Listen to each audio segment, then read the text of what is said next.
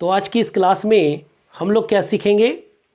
जी हाँ, आप लोग को मालूम है कि इस क्लास में हम लोग प्रेजेंट परफेक्ट का पैसिव स्ट्रक्चर सीखेंगे।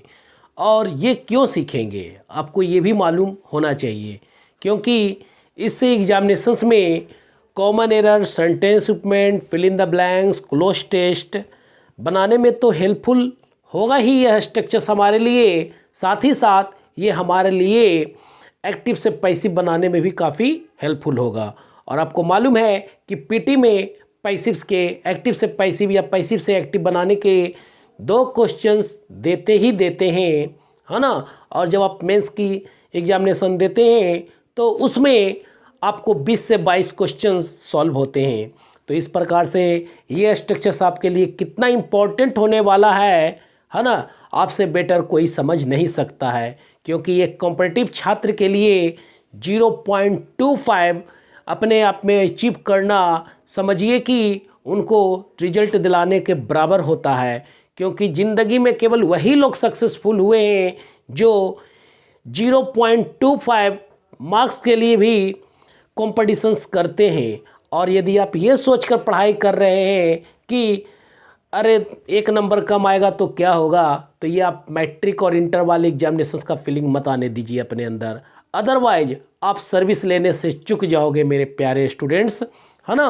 तो आइए इस स्ट्रक्चर्स को बिना स्किप किए हुए लगातार देखिए, क्योंकि मैं बीच बीच में ऐसा बात बताता हूँ जो शायद ही सीखने को आपको मिलेगा, है ना। तो आइए देखते हैं इस स्ट्रक्चर्स को। यह स्ट्रक्चर्स हमारे सामने है। Subject has oblique have been V3 by plus object.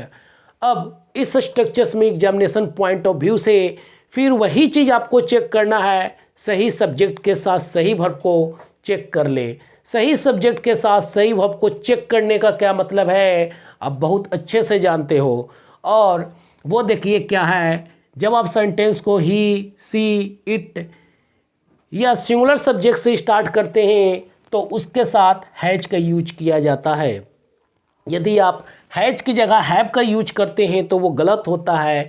जब आप सेंटेंस को आई, बी, यू, दे या किसी भी प्लूरल सब्जेक्ट से स्टार्ट करते हैं तो उसके साथ हम लोग हैव का यूज करते हैं। यदि आप हैव की जगह हैज का यूज करते हैं तो वो गलत होता है। तो पहला स्टेप तो आपको सही सब्जेक्ट के साथ सही वर्ब को चेक कर लेना है। कुछ बच्चे ये बोलते हैं कि सर बार बार आप बीच में ये क्यों बतलाते हैं। तो बहुत सारे हमारे व्यूअर्स जो है बिल्कुल वो उनके पास ये वीडियो बाद में पहुंचता है, तो उनके लिए ये आसान हो जाता है कि सही सब्जेक्ट को सही वर्ब हम लोग पहचान सकें, ठीक है ना। और बहुत सारे जो बच्चे पहले से तो वीडियो देख रहे होते हैं, उनको मान लिए कि प्रीवियस वीडियो में नहीं समझ में आया है, तो यहाँ मैं बार बार बता देने से वो क्या होता है, उनको अच्छे से समझ में आ जाता है। इसलिए मैं बार बार इस चीज़ को रिपीट करता हूँ ताकि हमारे पुराने स्टूडेंट और भी अच्छे से समझ चुके और जो वीडियो से नए जुड़े हैं उनके लिए भी ये काफ़ी बेनिफिशियल हो जाए, ठीक है ना। तो पहला स्टेप हमने क्या सीखा कि जब सेंटेंस को आप ही, सी, इट या किसी भी सिंगुलर सब्जेक्ट से स्टार्ट करते हो तो उसके साथ आपको हैज का यूज करना है। जब आप सेंटेंस को I, we, you, they plural subject से स्टार्ट करते हो तो उसके साथ हैव का यूज करना है। And the second thing you have to check here is that wherever you find has और have in the sentence you have to use been, BEEN been. क्या यूज करना है आपको हैज और have के बाद? BEEN बिन का use करना है। यदि आप हैज और हैव के बाद BEB या BEING बिंग जैसे वर्ड को देखते हो, वो चाहे कॉमन एरर का ऑप्शन हो, सेंटेंस स्टेटमेंट का हो, फिल इन द ब्लैंक्स का हो, क्लोज टेस्ट का हो या एक्टिव से पैसिव का हो, आपको उसको पहले ही स्टेज पे एलिमिनेट कर देना होगा, ठीक है। और third thing you have to check here is that after been we can use either third form of the verb or fourth form of the verb, or we can use also noun or adjective, but there is a condition when to use V3, when to use V4 and when to use noun or adjective, है ना। कि कब आपको V3 का use करना है बिन के बाद, कब V4 का यूज करना है और कब नॉन या एडजेक्टिव का यूज करना है ना। तो सेंटेंस सही होगा। आइए जानते हैं, जब आप बिन के बाद V3 यूज करते हैं तो उसके लिए शर्त होना चाहिए कि वो पैसिव फॉर्म में होना चाहिए। जब आप V4 का यूज करते हैं तो उसके लिए कंडीशन ये है कि वो कंटिन्यूअस फॉर्म में होना चाहिए, और नॉन या एडजेक्टिव जब यूज करते हैं तो वो आपको पोजीशन या कंडीशन बतलाने के लिए यूज किया जाता है। लेकिन बिन के बाद ऐसा कोई भी नियम नहीं है कि आप V1, V2 या V5 का यूज करें। यदि आप जैसे ही बिन के बाद V1, V2 या V5 देखते हो तो समझ जाइए वहीं पे गलती है। ठीक है, अब देखिए ये किस टेंस का स्ट्रक्चर है, तो मैंने पहले ही बता रखा है कि this is the passive structure of present perfect tense. ये हमारा प्रेजेंट परफेक्ट टेंस का पैसिव स्ट्रक्चर्स है। क्या आपने एक्टिव स्ट्रक्चर नहीं देखा है? यदि आपने एक्टिव स्ट्रक्चर नहीं देखा है तो पहले आप एक्टिव स्ट्रक्चर को जाकर देख ले, ताकि ये पैसिव स्ट्रक्चर को समझने में आपको कहीं पे कोई प्रॉब्लम ना हो, है ना। आइए देखते हैं एक्टिव स्ट्रक्चर हमारा क्या था। ये हमारा सेंटेंस है, सब्जेक्ट ये है हैज, और ये है V3, और ये है ए मिस्टेक ऑब्जेक्ट, है ना। इसमें आपको क्या देखना है, जो एक्टिव में हम लोग ऑब्जेक्ट को क्या करते हैं, पैसिव बनाने के समय सब्जेक्ट बना देते हैं। ए मिस्टेक एक नाउन है, इसलिए सब्जेक्ट बनाने के दौरान उसे हम लोग जैसे है वैसे ही लिख देंगे, ए मिस्टेक। अब ए मिस्टेक किस प्रकार का सब्जेक्ट है, तो ए मिस्टेक एक सिंगुलर सब्जेक्ट है, तो इसके साथ हम लोग हैज का यूज करेंगे। यदि आप हैव का यूज करते हैं तो पहली गलती आपका वहीं पे है, और हैज के बाद क्या लगाएंगे, बिन का यूज करेंगे। यदि आप बिन की जगह BEB या BING बिन का यूज करते हैं तो ये आपकी दूसरी गलती होगी, है ना। और इस बिन के बाद V3 का यूज चाहिए, तो मेड का V3 हमारा मेड ही होता है ना। और यदि आप मेड की जगह मेकिंग, मेक्स, मतलब कि V1, V2 या V5 लिखते हो या V4 लिखते हो पैसिव बनाने के दौरान, तो ये आपकी तीसरी गलती होती है। उसके बाद बाई लगा हुआ है तो हम लोग क्या लगा देंगे, बाई लगा देंगे, और ही को क्या बना देंगे, ऑब्जेक्ट बना देंगे, है ना। तो ये mistake has been made by him, ये हमारा क्या बन गया, पैसिव बन गया।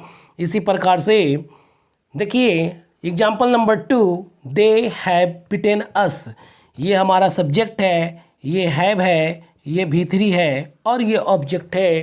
पैसिव बनाने के दौरान हम लोग क्या करेंगे, इस ऑब्जेक्ट को यहाँ सब्जेक्ट बनाएंगे, है ना। ये सब्जेक्ट बन गया। इस सब्जेक्ट को आप देखिए कि किस प्रकार का सब्जेक्ट है, तो बी एक प्लूरल सब्जेक्ट है, और प्लूरल सब्जेक्ट के साथ हम लोग हैव का यूज करते हैं, तो यहाँ हैव लगा दिया गया। उसके बाद बिन का यूज करेंगे, उसके बाद V3 चाहिए, तो यहाँ एक्टिव में बिटेन V3 ही दिया गया है, तो पैसिव में भी हम लोग बिटेन ही लिख देंगे। बाई लगा हुआ, बाई लगा दें, और दे को देम में कन्वर्ट कर दें, है ना। अब आइए एग्जाम्पल नंबर 3 देखिए, त्रिवेश है सॉल्व मैथमेटिक्स। अब यहाँ देखिए सब्जेक्ट हमारा है त्रिवेश, त्रिवेश एक सिंगुलर सब्जेक्ट है, तो इसके साथ है ही लगा हुआ है, ये V3 लगा हुआ है, और मैथमेटिक्स एक ऑब्जेक्ट है, और इसको सब्जेक्ट बनाएंगे तो ये हमारा बन जाएगा मैथमेटिक्स ही रह जाएगा। और मैथमेटिक्स केवल एक ऐसा सब्जेक्ट है जो दिखने में प्लूरल लगता है, लेकिन उसके साथ हम लोग सिंगुलर वर्ब का यूज करते हैं। केवल दिखने में प्लूरल लगता है, लेकिन एक ऐसा नाउन है, जी हाँ बिल्कुल, ये सिंगुलर नाउन है। और सिंगुलर नाउन के साथ हम लोग को मालूम है कि सिंगुलर वर्ब हैज का यूज करते हैं, तो यहाँ हैज लगा देंगे, है ना। इस हैज के बाद देखिए क्या लगेगा, बिन लगेगा, बिन लगा दें। यदि आप बी या BING बिंग लगाते हैं तो वो 100% इनकरेक्ट हो जाता है। और इस बिन के बाद पैसिव में V3 चाहिए, तो यहाँ ऑलरेडी सॉल्व V3 फॉर्म में ही दिया गया है, तो सॉल्व का सॉल्व लिख देंगे। उसके बाद बाई लगा हुआ है, बाई लगा दें, और त्रिवेश एक सब्जेक्ट है, तो इसको पैसिव में ऑब्जेक्ट बना देंगे, त्रिवेश को त्रिवेश ही लिख देंगे। तो मैं उम्मीद करता हूँ कि इस वीडियो में आपने ज़रूर कुछ ना कुछ सीखा, और किस प्रकार से एग्जामिनेशन में क्वेश्चन को चेक करना है इसके बारे में भी आपने सीखा। तो हम लोगों ने क्या क्या कवर किया इस वीडियो में, सही सब्जेक्ट के साथ सही वर्ब, मतलब कि ही, सी, इट और सिंगुलर सब्जेक्ट के साथ हैज का यूज किया, I, we, you, they plural subject के साथ हैव का यूज किया। और इसके बाद हम लोगों ने क्या सीखा कि जहाँ कहीं भी हैज हैव आता है उसके बाद बिन का यूज करते हैं, BEB या BING का बिन का यूज नहीं करते हैं। और बिन के बाद हम लोग क्या यूज करते हैं, V3 का यूज करते हैं, या तो V4 का यूज करते हैं, या नॉन या एडजेक्टिव का यूज करते हैं। V1 V2 या V5 का यूज नहीं करते हैं। और साथ ही साथ हमने ये भी सीखा कि जिस एक्टिव सेंटेंस में हैज हैव प्लस V3 लगा हुआ रहता है उसका पैसिव हमेशा has have been plus V3 लगाकर ही बनेगा। हैड V2 है ना, वाज वर या इज एम आर बीइंग लगाकर कभी भी नहीं बनाया जाता है। जैसे ही आप लोग has have been plus V3 के अलावा कोई भी ऑप्शंस देखेंगे उस ऑप्शंस को आप लोग पहले ही स्टेज पे हटा दें। आज के लिए इतना ही, धन्यवाद। अगले वीडियो में मैं आपको प्रेजेंट परफेक्ट कंटिन्यूअस का स्ट्रक्चर बतलाऊंगा।